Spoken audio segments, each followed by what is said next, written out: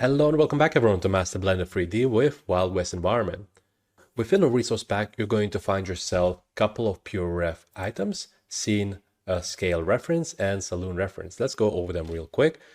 Within a saloon reference, you're going to find the generated images that will help you with some referencing in terms of the mood and just the overall style. It's really good for just basic type of a just visualization and figuring out what works within a Western scene.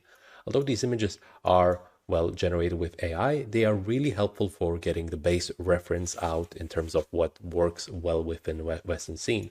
So I do recommend you going over that. The base starting point of every 3D environment should be always starting off with a mood board, starting out with the references and figuring out where to go from there.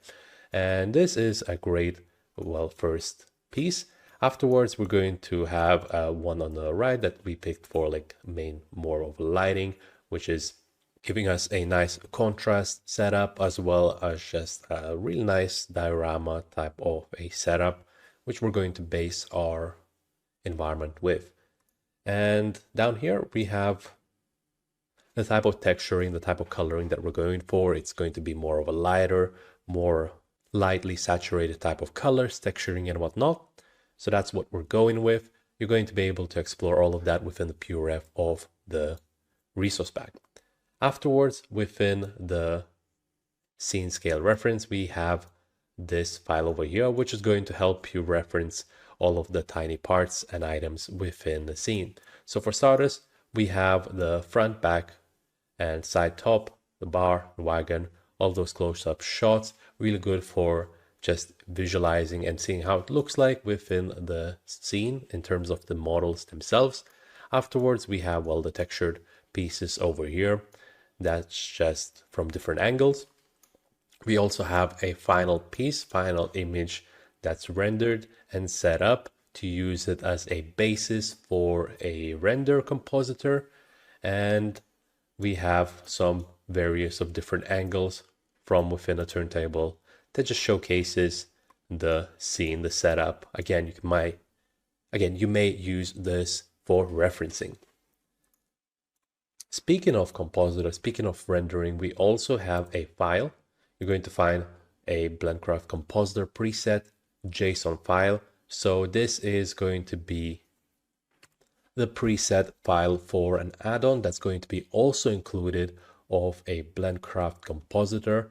We're going to go over the setup within the lessons, and you're going to be able to just, if you want to skip a part that showcases the compositor setup, you may do so. You may just apply this and it's just going to set your scene up with that exact same lighting and setup. And we also have a Western background, so this can be used for the background that's going to be used with the compositor, and you may use your own custom image if you'd like, but again, this is just going to give you the scene over like this with the nice Western type of a look. Now then, within the resource pack Blender items file, we're going to find all of these textures, materials, decals, as well as the geometry nodes. So let's go over them real quick. All of these are going to be used within the scene for the materials over here at the bottom.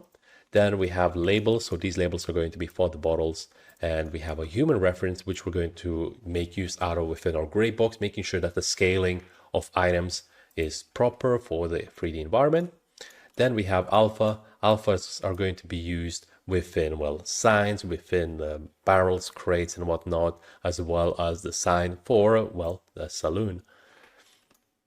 Finally, we have the geometry nodes. These geometry nodes will help us to speed up our workflow by helping us generate certain 3D detail, essentially. So this is for chain, this is for planks, which we're going to be using a lot throughout the scene, for walls and other pieces as well. And finally, to help us populate our terrain to make sure that the saloon doesn't look basic and too plain, we're going to make use out of this to generate a bunch of detail for the Western scene, such as, cactuses, rocks, plants, and whatnot.